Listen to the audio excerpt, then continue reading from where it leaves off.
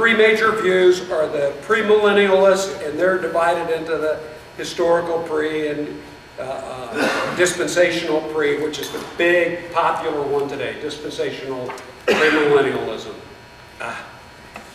There's postmillennials, and the way I've been presenting this, and I've tried to be upfront about this, I think the Bible presents an amillennial view, which simply means, the word means no millennium.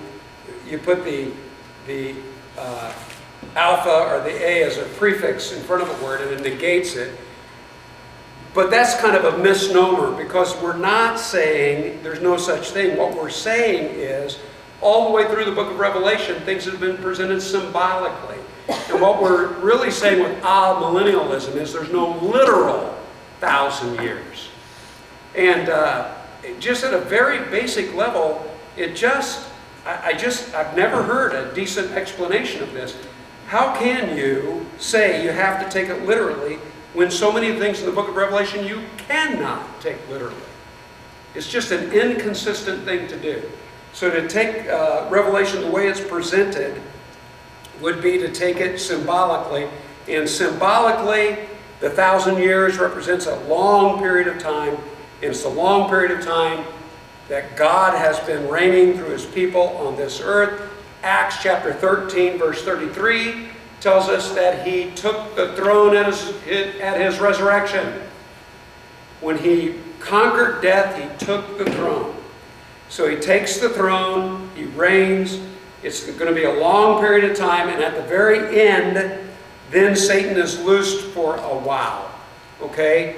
And he's loosed in the sense, not that we're going to make feel any different individually, but he's loosed in the sense that for 1,000 years he's been bound and not been able to do what?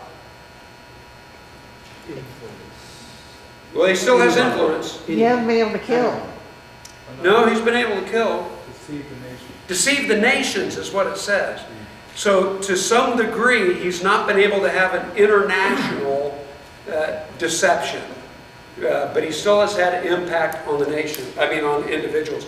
But at the very end, he's going to be loose from that. Okay, that's a review of what we've talked to up to Revelation chapter 20, verse 10. And I think we already read this, but this is a good place to start. It's a picture of final judgment.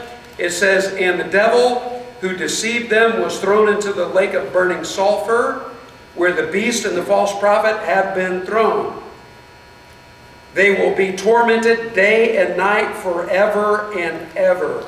Especially in the Hebrew language, when you talk about forever, if you really want to emphasize that, you don't just say forever, you say forever and ever. Which is very, very interesting. And I know it seems like, well, this is weird. Why do they do that? Because sometimes when you mention forever, what you mean is forever during this lifetime, or forever during this dispensation, or forever in what we're talking about. But if you want to say, no, I mean forever, then usually you say forever and ever. And so even though this is in the Greek language, it still is written to a Jewish audience, and so that's probably part of the reason it's being emphasized this way.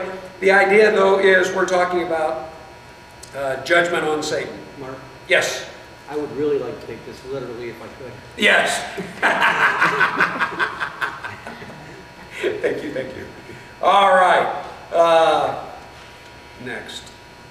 Verse 11 and following. This is one of my favorite sections of the book of Revelation. What a great picture. It says, "Then I saw a great white throne and he who was seated on it." Okay, usually when I go through this, I go through it kind of quickly, and I do want to do that tonight because I don't want us to miss the picture, but I want us to get a little bit more detail. When we see this picture, it's going to be the picture of the throne room, and it says he who was seated on it. Who's seated on the throne room of heaven? God and Jesus. Okay, usually we talk about God being seated on his throne.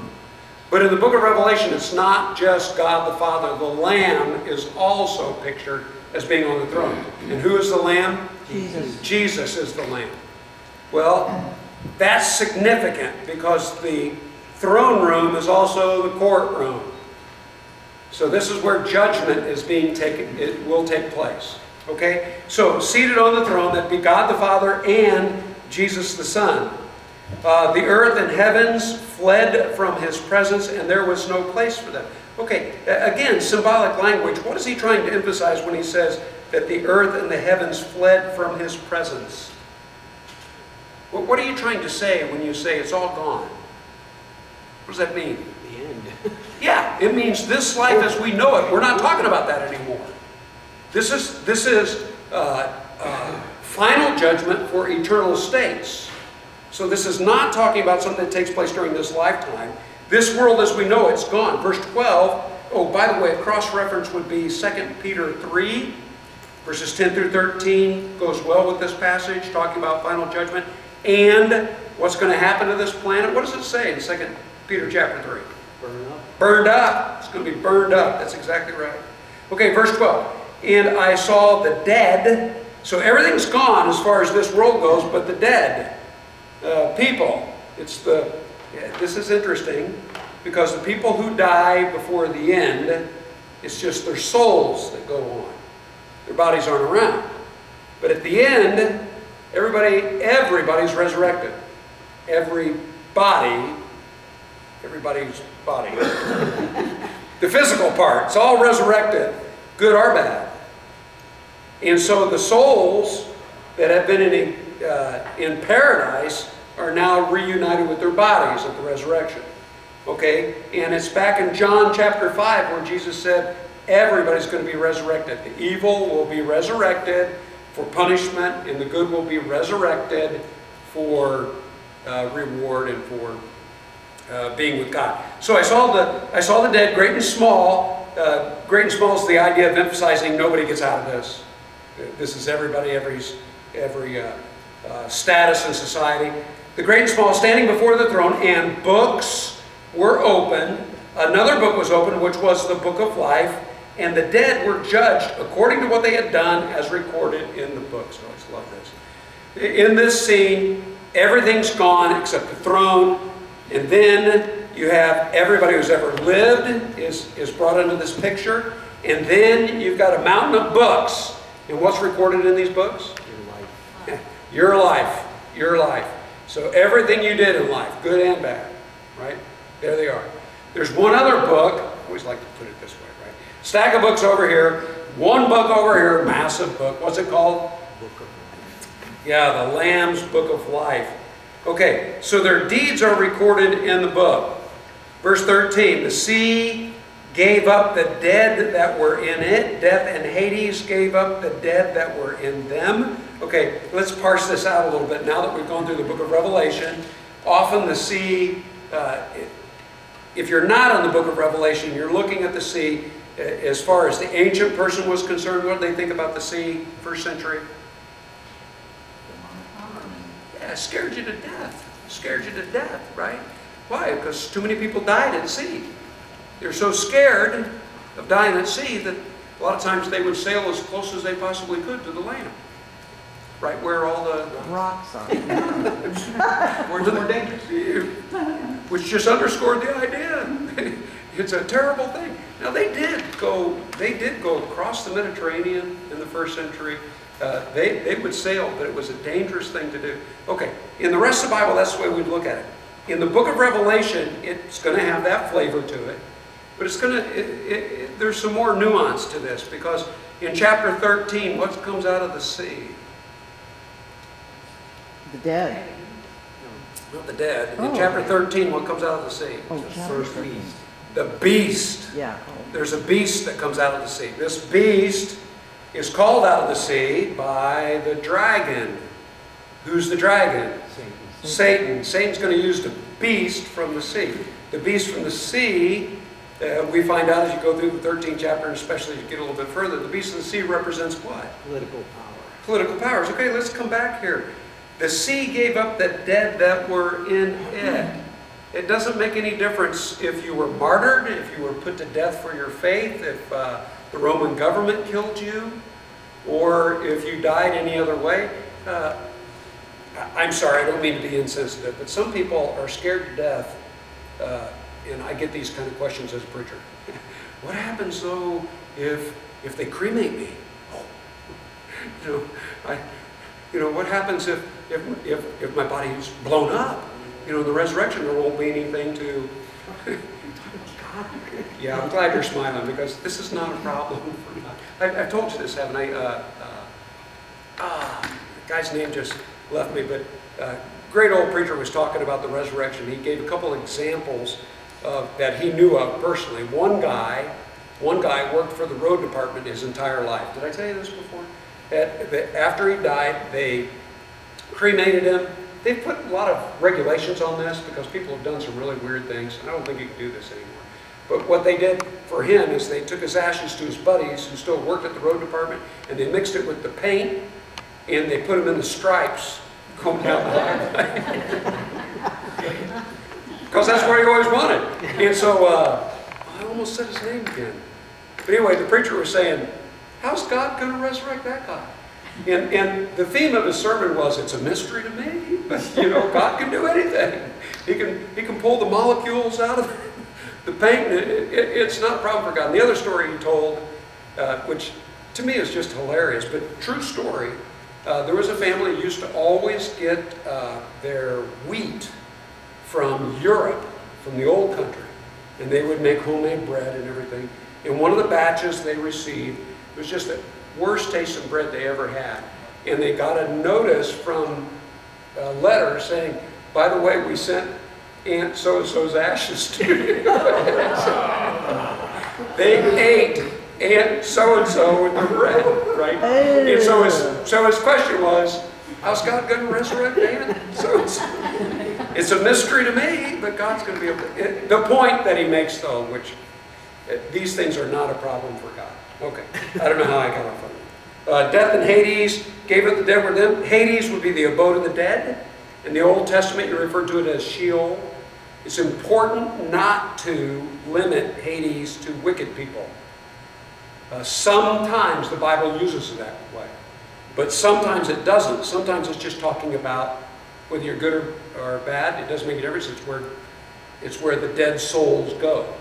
Okay? Didn't Jesus go to the abode of the dead? The abode of the dead. Jesus did? Jesus did what? Didn't Jesus go to the abode of the dead? Yeah.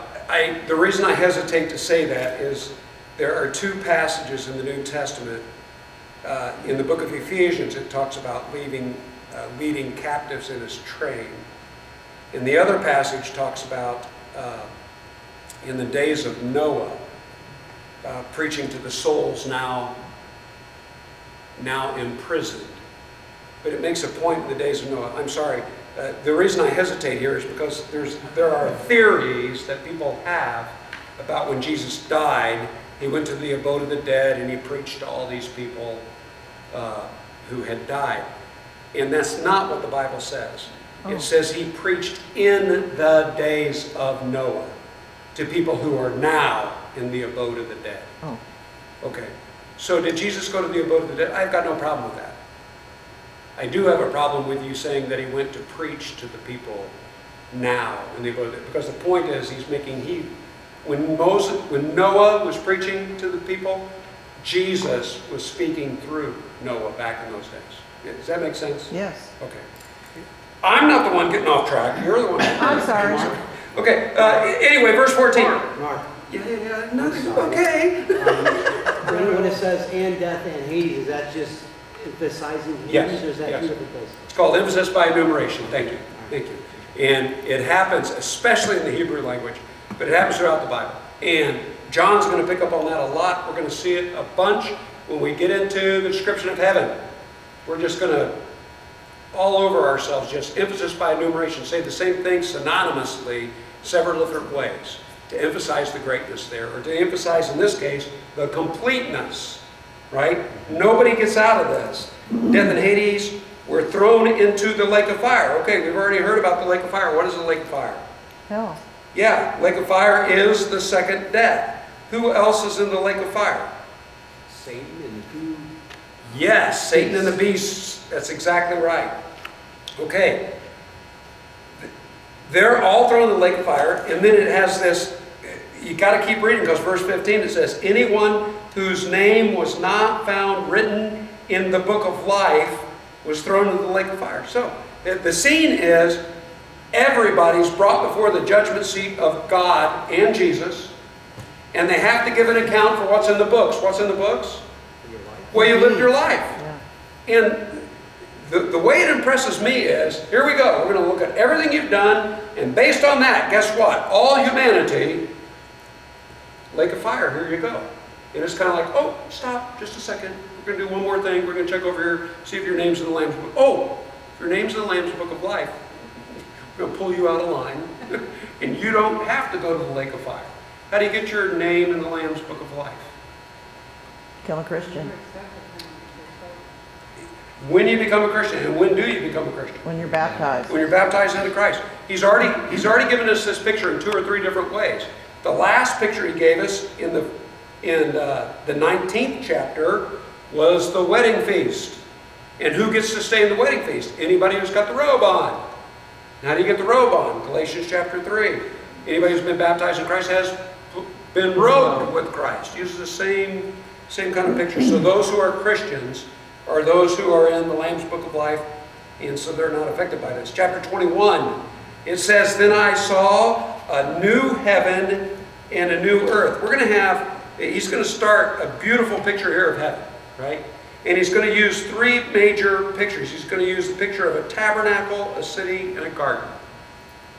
Okay, the tabernacle we're familiar with because it's the pattern for the temple. So the tabernacle, temple, he's going to use that to describe how great heaven is. And the idea behind the tabernacle would be fellowship with God. The idea behind the city would be protection, because he's really going to emphasize the walls, the gates, and how protected you are. Which don't think that there's evil forces still out there. The idea is you don't have to worry about a thing. Once you're in heaven, you don't have to worry about a thing. So you're secure. So he's going to emphasize fellowship, security, and provision. The idea of a garden, he's going to use that picture to talk about it's not just going to be someplace you're protected, it's going to be wonderful. It's going to be wonderful.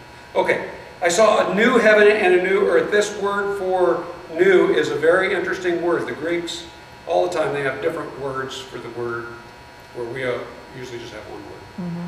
This word for new literally means to renew. To renew, which is fascinating to me, because the idea is, and see if you don't see it in some of the things that we're going to be looking at if we have time tonight, if we make it far enough. Some of the things that we experience in this life, sometimes people say, oh, yeah, heaven's going to be great, but I'm going to miss this, I'm going to miss that. Well, the idea of renewal is it's going to be perfect beyond anything we've got here. But maybe some of the stuff that's here, that's just fantastic, will be included in what this is going to be. So there's some hints to that. I'll try to remember to point them out as we go through this. Anyway, so he uses this interesting word for new heaven and new earth. The first heaven and the first earth had passed away, and there was no longer any sea. Here we go with the sea again. Okay, in the book of Revelation, what came out of the sea? Satan and the beast. Yeah, the beast came out of the sea, the political powers. So, and even in a general sense, the sea represented that which you fear, right? So he's saying, you know what? It's going to be a place where there's no longer anything you fear. No longer political forces that are against us. So you can use it in a couple different ways. He says in verse 2, I saw the holy city, the New Jerusalem, coming down out of heaven from God, prepared as a bride, beautifully dressed for her husband. Okay, a couple different images here. He's going to present the idea of the city, and we're going to develop that a little bit more as we go through, but also the idea that a bride. Where else do you read about God's people being pictured as a bride? I know we've already seen it in the book of Revelation. Do you remember where else this is presented to us? The Ephesians chapter 5. Ephesians chapter 5 probably gives us more detail on marriage relationships than any other place in the New Testament. And it's in that passage where it talks about husbands and wives' relationship is just like our relationship with Jesus. At least what it should be, right? What husband and wife relationship should be. Phil? It's referring to a new Jerusalem. That's not the physical Jerusalem. Yeah, again, I'm glad you mentioned that. It's a new Jerusalem, and we've been dealing symbolically all the way through this book. And so I wouldn't get too caught up. In fact, we're going to see some things here that, just like many times before, it's impossible for this to be a literal, physical thing that he's A describing. lot of people are caught up in, Oh, my. really caught up in. Yeah. One example off the top of my head, we're going to get to it in just a little bit here. What are the streets made of in heaven? Transparent gold. Gold. Gold. And what else does it say about that gold? You can see through it. Yeah, it's transparent. It's transparent. Is gold transparent? No. No. What's he trying to describe? He's trying to describe something too wonderful to describe, Yeah. right? But he's using language, symbolic language, to say it's as good as it gets, right? You've heard that joke, right, about the guy who asked St. Peter if he could just bring one thing with him. And St. Peter said, sure, go ahead, fill up the suitcase. And he went back to his safe and he loaded all the gold, right? And he took his suitcase up to St. Peter and he said, well, what did you want to bring with you? And he showed him he had all this gold he collected his life. And St. Peter said, you brought pavement? Yeah. So that idea about how wonderful it's going to be. Okay. Verse 3, and I heard a loud voice from the throne. Okay, it's interesting. It doesn't signify that it's God or Jesus, but from the throne, it says, look, God's dwelling place is now among the people, and he will dwell with them. They will be his people, and God himself will be with them and be their God. I want to point something out. I know this just sounds so basic, but I hope this makes sense. We're with God, and we're going to be with God, and God's going to be with us. It does not say that, it says God will be with them, but not one of them. It doesn't say God's going to be one of them. It says God's going to be with them.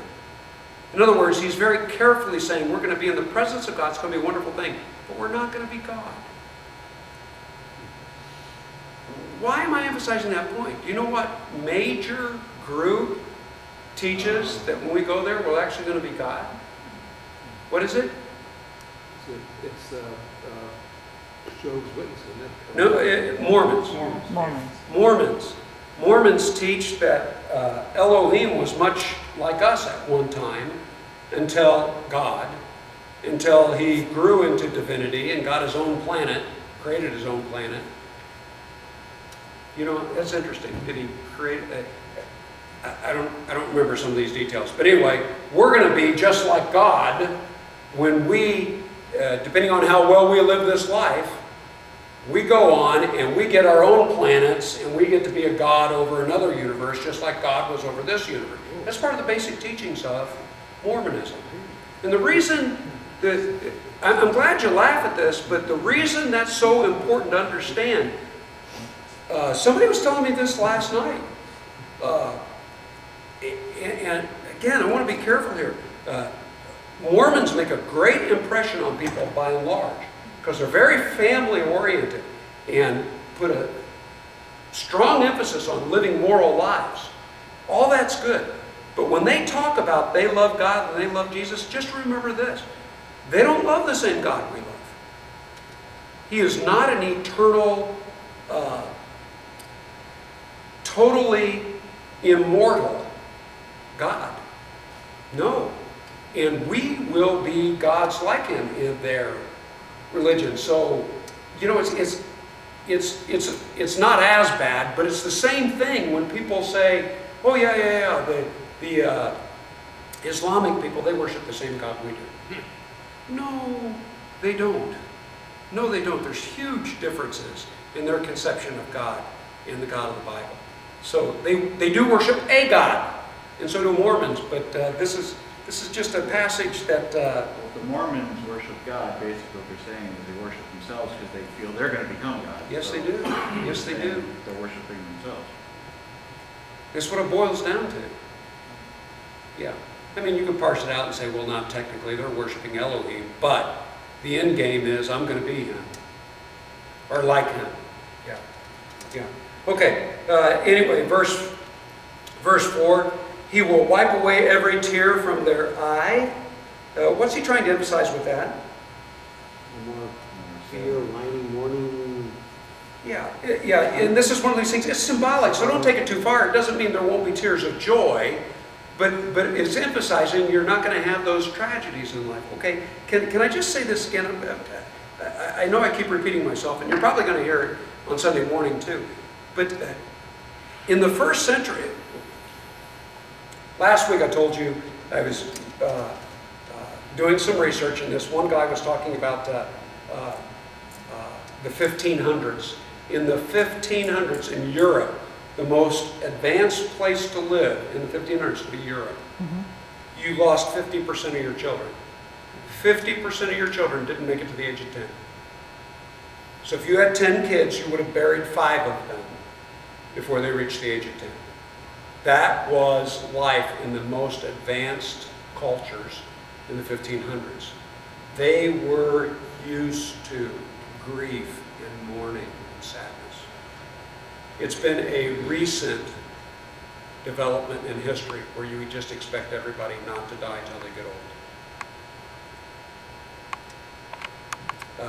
We had a tragedy this past week in the church where one of the little guys, he made it out of ICU. He's back home now. And so I'm so glad to tell you that. But it was a close call. It was a close call. And it just reminded me of, if one little guy in a church of 350 people were to die, we'd all feel the grief. It'd be just such a tragic thing. But it used to be, in a group of 350 people, you would have 30, 40, 50 little people die every year. Every year. That was just life.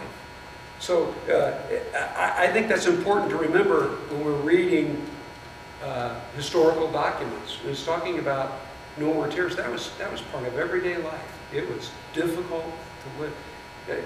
Sorry to harp on this, but think about this. To live in ancient times, you spent half your day surviving. Because you know what? There wasn't a faucet to get water. Somebody had to go down to the well and draw the water. If you're going to eat that day, somebody had to, pound out the grain and all that stuff. And a few rich people would have other people do it for them. But most people, everyday life,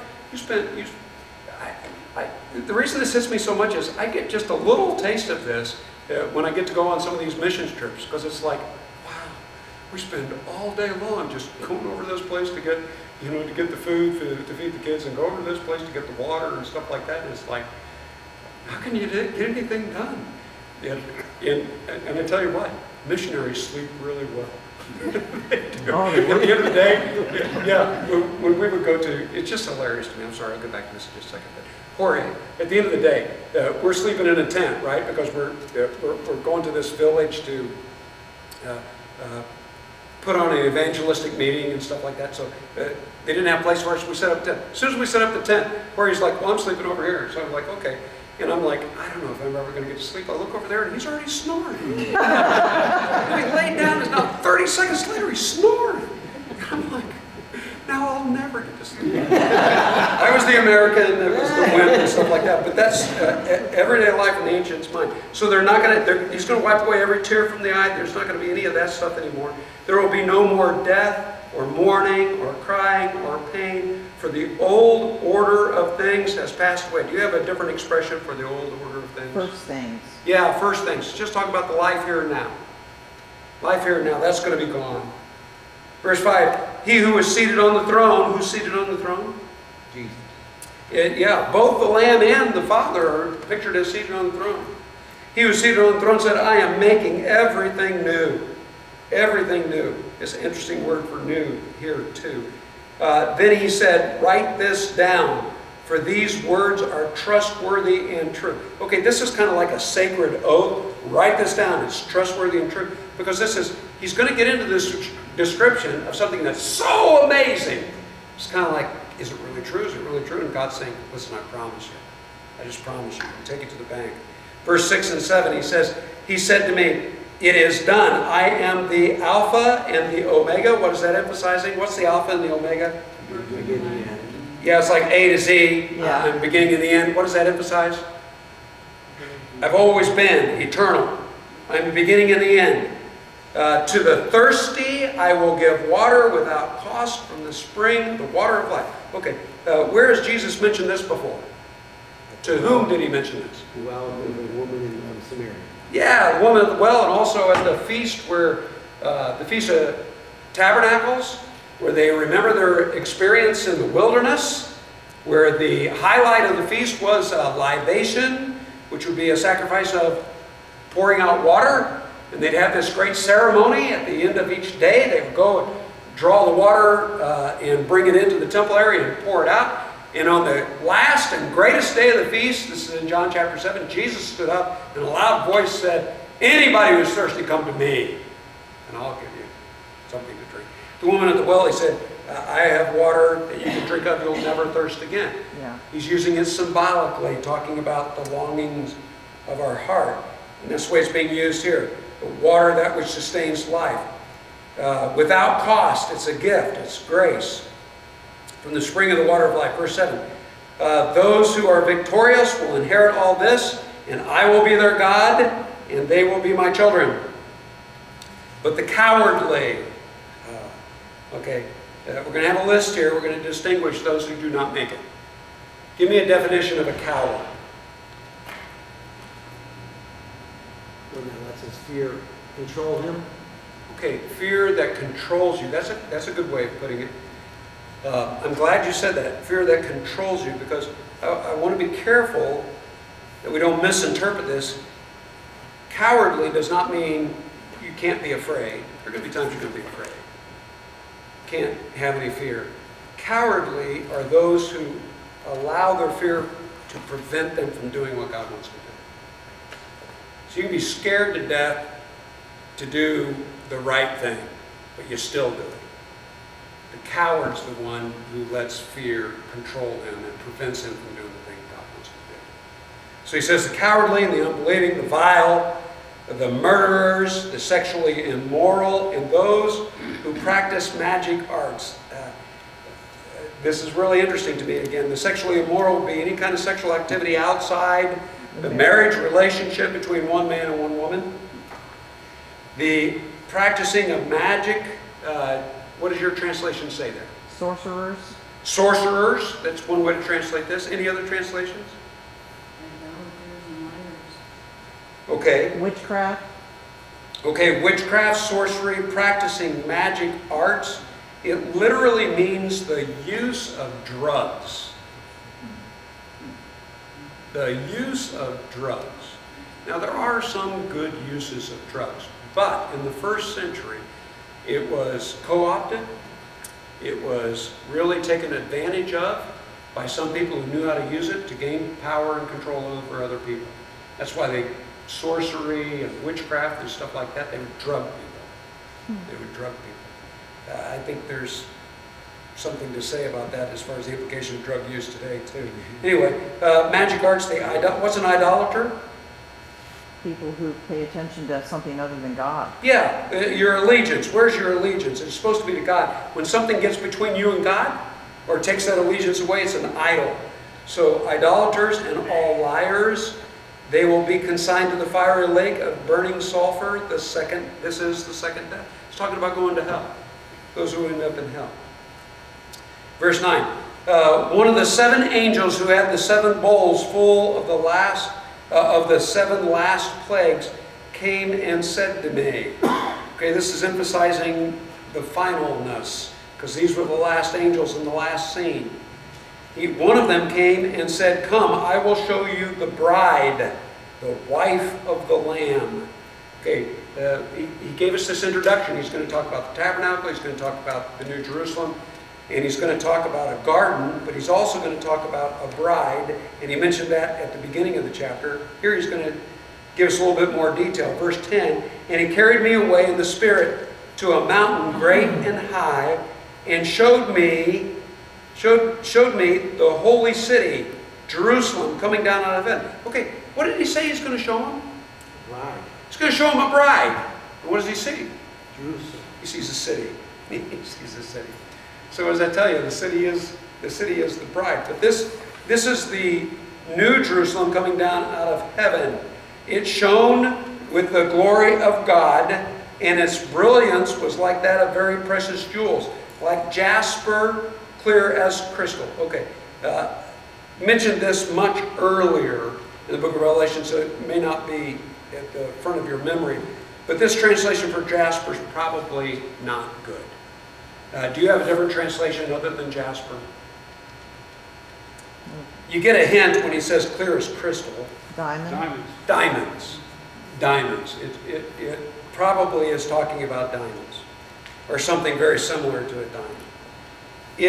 Verse 12, it had a great high wall with 12 gates, and with 12 angels at the gates. Okay, before we talk a little bit more about the gates, I want to plant a seed here. He's going to back up and view heaven from a lot of different perspectives, a lot of different pictures, the bride, the tabernacle, the garden. He's going to use all these different images. But I want you to notice, every time he gives us this image, he only goes so far with it. When he talks about the city, he's going to talk about the streets, the walls, the gates. You really don't get any details inside. When you talk about the garden, we're going to get a little bit of details, but not a lot of details. There's a reason for that. In Isaiah chapter 6, when Isaiah has his image of God, and he gets to see God lofty and exalted, sitting on his throne, and the train of his robe filled the temple. The only thing that he describes for us would be the train of the robe, and what happens in the temple with the seraphim crying out and everything shakes and everything. Okay, he doesn't describe God. There's a reason for that. The glory of God's too great. He can't put it into words. Can't put his clothing into words. Just too great. So you keep going down. I can't describe that. I can't describe that. I can't. Okay, you know what I can describe? I can describe the train of his robe. And how great is the train of his robe? Fills the entire temple. You measured how great a king was by how long his robe was. How long is the train of his robe? How great is this king? His train goes there to there to there to there to there to there to there. Until it fills up the entire temple. So can't describe the greatness. You go all the way down until you get to something you can describe. Notice what he's going to focus on here. He's going to focus on the gates. He's going to spend a lot of time with the walls and the gates, and we haven't even gotten inside the city yet. So the idea is it's beyond what you can imagine, and we're still looking at it from the outside. So it's mind-stretching symbolism. Okay. With that in mind, let's look at this. He said that it had a great high wall with 12 gates. We're going to describe these gates in just a minute. But with the 12, there were 12 angels at the gates. What's the significance of having an angel there? Protection.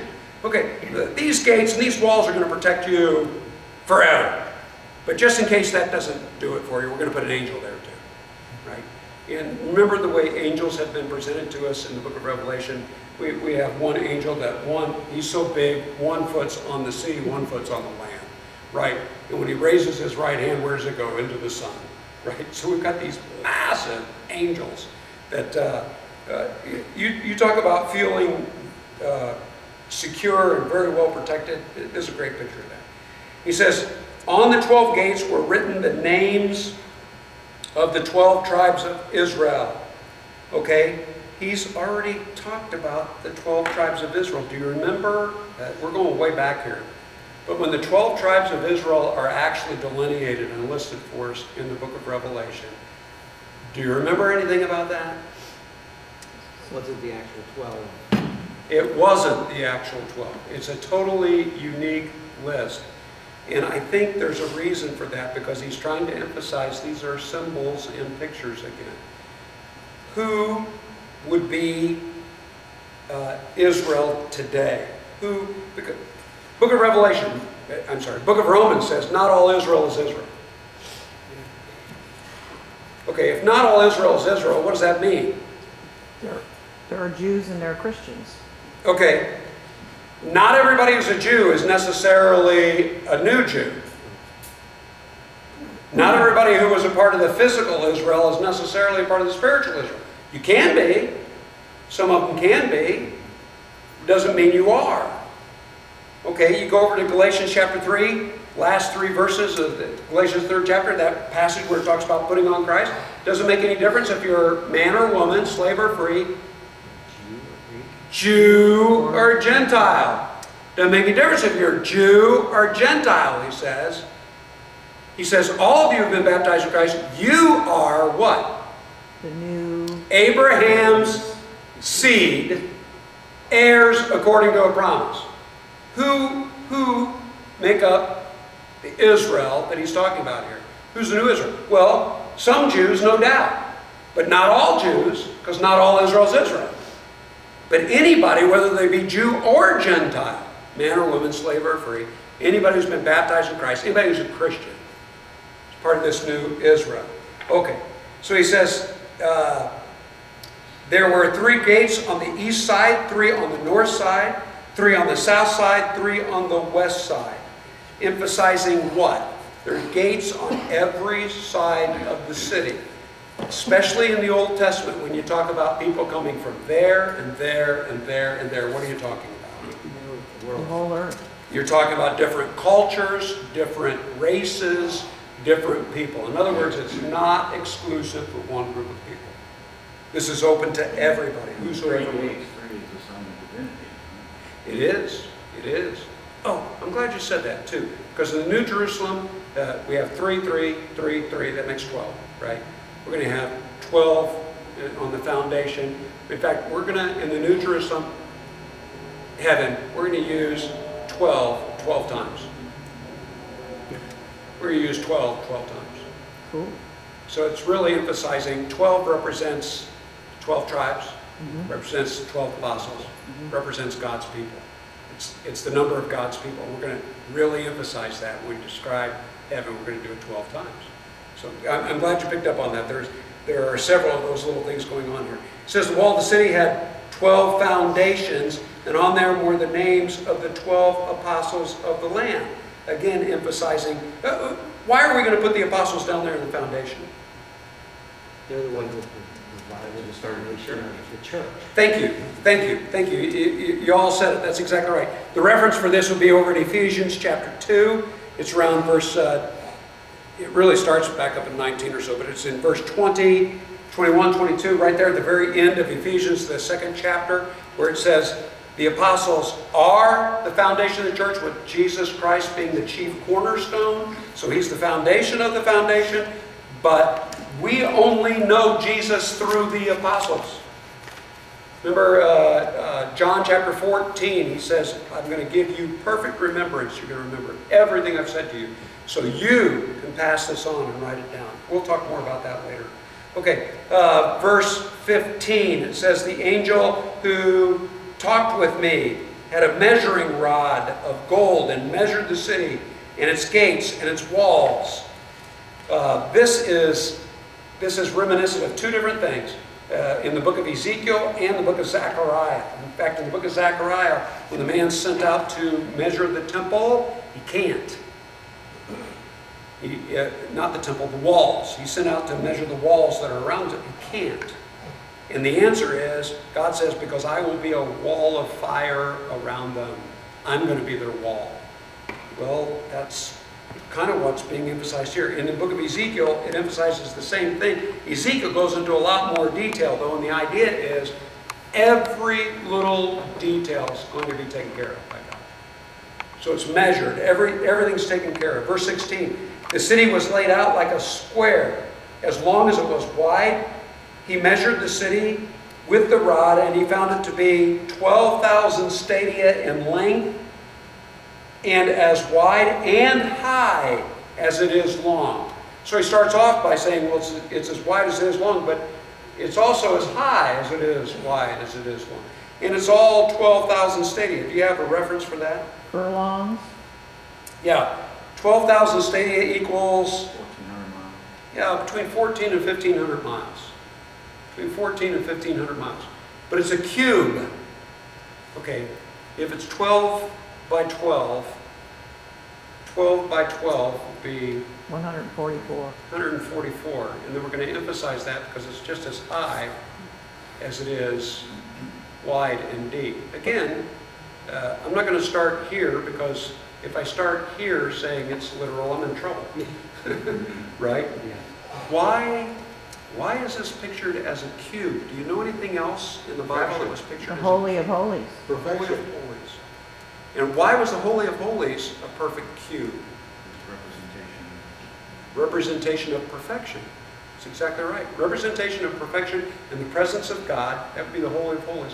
Well, this city is going to be where God is, right? So it's going to be the presence of God, and so he's emphasizing that. Verse 17, the angel measured the wall using human measurement, and it was 144, are we surprised?